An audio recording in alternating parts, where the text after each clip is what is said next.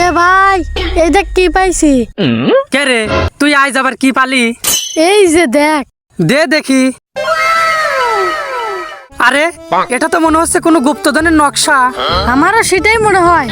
একবার যদি এটি আমরা পাইয়া যাই সেখন আমরা অনেক বড় লোক হয়ে যাবো নে।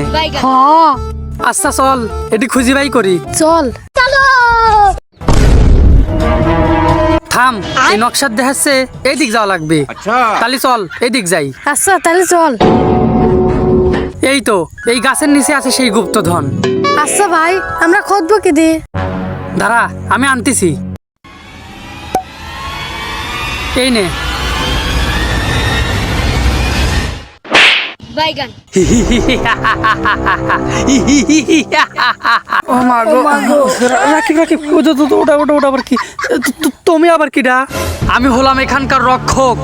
আমি অনেক বছর ধরে এখানে পাহারা দিচ্ছি। এখানে যারা আসে তারা আর বেঁচে ফিরে যায় না।